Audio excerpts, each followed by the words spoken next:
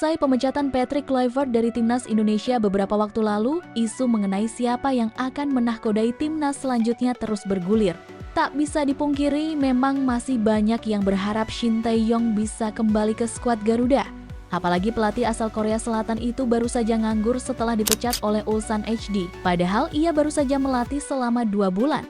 Namun Erick Thohir menegaskan PSSI tidak akan merekrut kembali pelatih berusia 55 tahun tersebut. Namanya Coach Shin Tae-yong dan tentu Coach Patrick sudah menjadi bagian masa lalu. Pernyataan ini secara langsung menepis spekulasi kembalinya STY yang sempat menguat. Mantan Presiden Inter Milan itu menegaskan akan mencari sosok baru yang lebih mumpuni dan dapat membawa timnas ke level yang lebih tinggi. Kedua pelatih itu sudah masa lalu, jadi kita harus moving forward, mencari pelatih baru dengan melihat kekurangan dan kelebihan STY maupun Patrick, ujarnya. Di jagat maya, isu siapa pengganti Patrick Kluivert terus berkembang. Kali ini kami akan mengulas rekam jejak 7 nama calon kuat pelatih timnas Indonesia selanjutnya.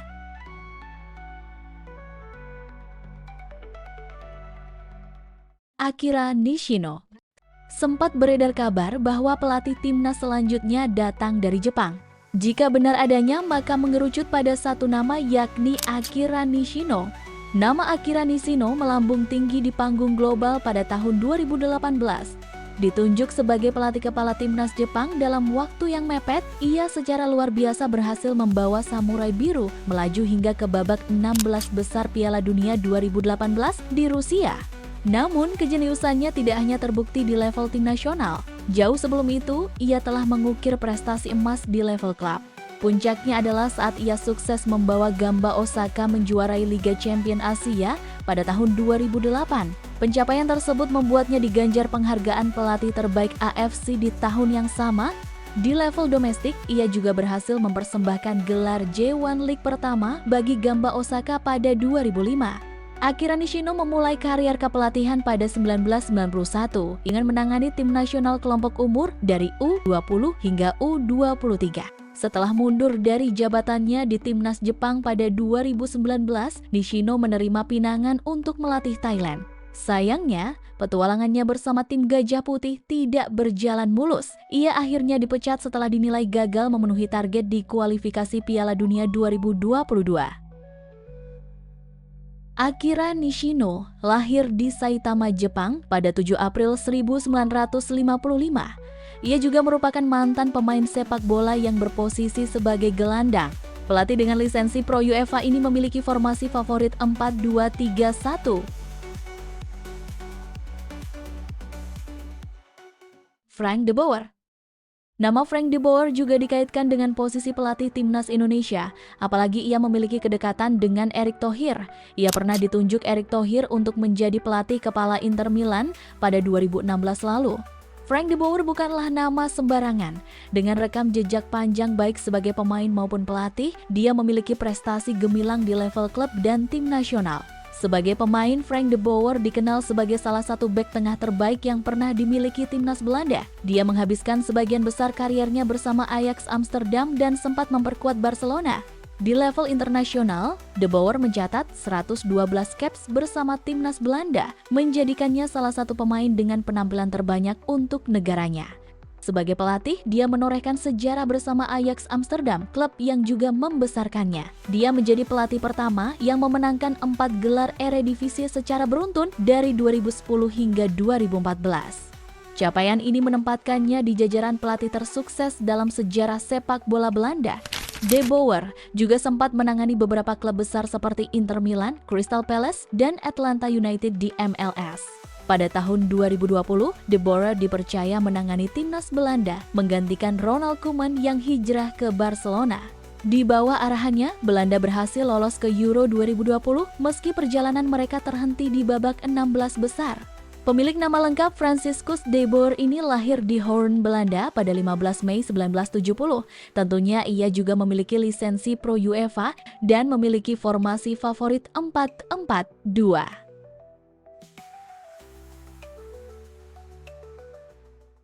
Timur Kapadze. Nama Timur Kapadze mendadak ramai dibicarakan publik sepak bola Indonesia. Pelatih muda asal Uzbekistan itu disebut-sebut sebagai kandidat kuat pengganti Patrick Kluivert di kursi pelatih timnas Indonesia. Namun, Kapadze akhirnya buka suara dan menegaskan kabar itu hanya rumor belaka. Kapadze menegaskan dirinya belum dihubungi pihak manapun terkait kemungkinan menangani skuad Garuda. Ia menegaskan tetap fokus pada pekerjaannya sekarang sebagai bagian dari tim nasional Uzbekistan. Timur Kapadze dikenal sebagai mantan gelandang tangguh dengan 119 caps dan 10 gol untuk tim nasional negaranya.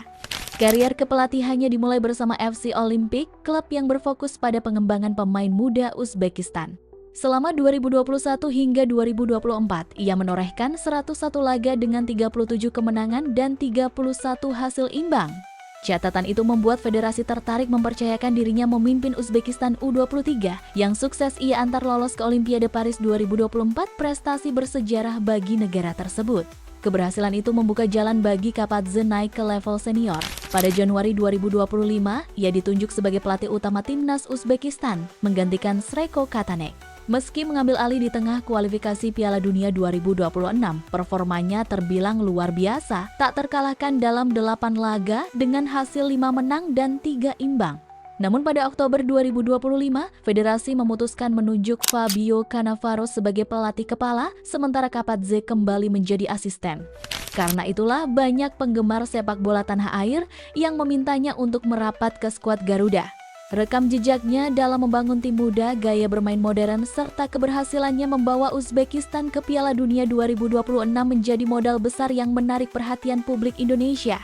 Timur Kapadze lahir pada 5 September 1981. Ia memiliki lisensi kepelatihan UEFA Pro, serta memiliki formasi favorit 4-3-3 attacking.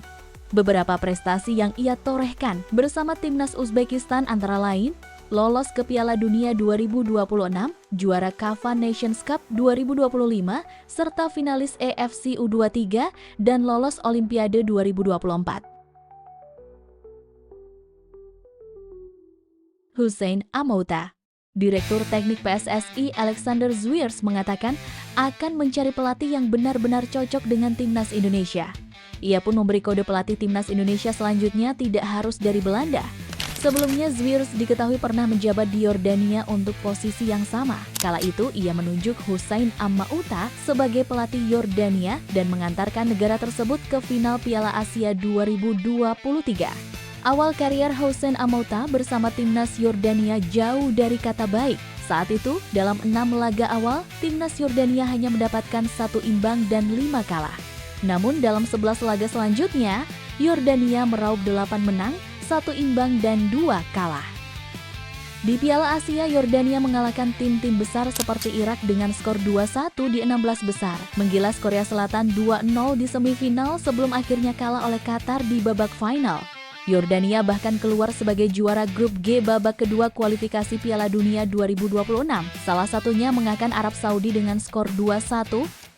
Namun, perjalanan Hussein Amouta berakhir bersama Yordania pada 11 Juni 2024 disinyalir karena masalah gaji. Dia kemudian mengambil alih kursi kepelatihan klub asal Uni Emirat Arab Al Jazeera. Hussein Amouta sendiri memiliki kewarganegaraan Maroko yang lahir pada 24 Oktober 1969.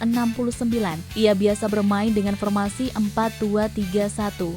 Selepas dari Al Jazeera, kini Hussein Amouta masih menganggur.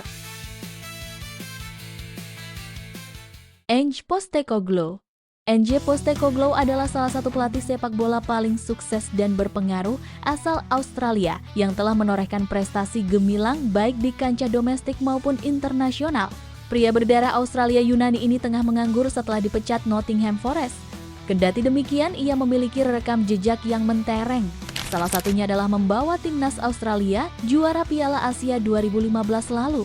Di Asia, ia telah menorehkan sederet prestasi seperti rekor 36 pertandingan tak terkalahkan bersama Brisbane Roar pada musim 2010-2011. Ia juga pernah membawa Yokohama F. Marinos juara J1 League pada 2019.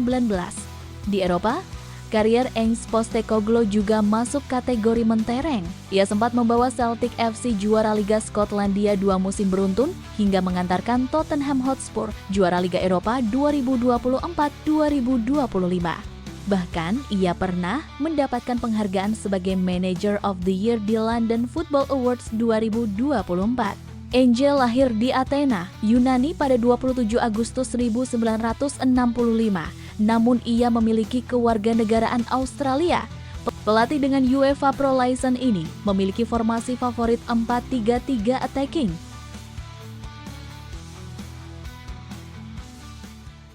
Jesus Casas. Di antara nama-nama di atas, Jesus Casas memang menjadi yang paling ramai diperbincangkan. Bukan tanpa alasan, pelatih berkewarganegaraan Spanyol ini memang memiliki rekam jejak yang mentereng. Ia memulai karir kepelatihannya dengan sejumlah tim di Spanyol, mulai dari Cadiz CF, Deportes Ramiro, dan sejumlah tim lainnya. Ia juga pernah menjadi analisator pertandingan Barcelona. Puncaknya adalah saat ia ditunjuk sebagai asisten pelatih timnas Spanyol yang kala itu ditangani Luis Enrique. Di sana, karirnya berjalan cukup lama, yakni dari 2018 hingga 2022.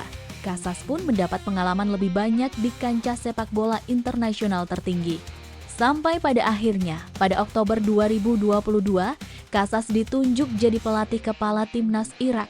Di bawah asuhannya, Irak bisa merengkuh sejumlah kesuksesan, di antaranya meraih gelar juara Piala Teluk Arab ke-25 pada Januari 2023. Sayangnya, momen kebersamaannya dengan Irak harus terhenti pada Maret 2025. Casas dipecat dari kursi pelatih timnas Irak usai kalah dari Palestina di kualifikasi Piala Dunia 2026.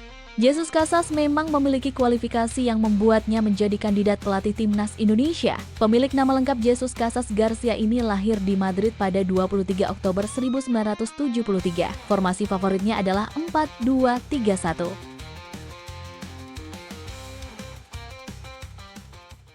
Paulo Bento. Nama Paulo Bento juga menjadi perbincangan para fans Garuda.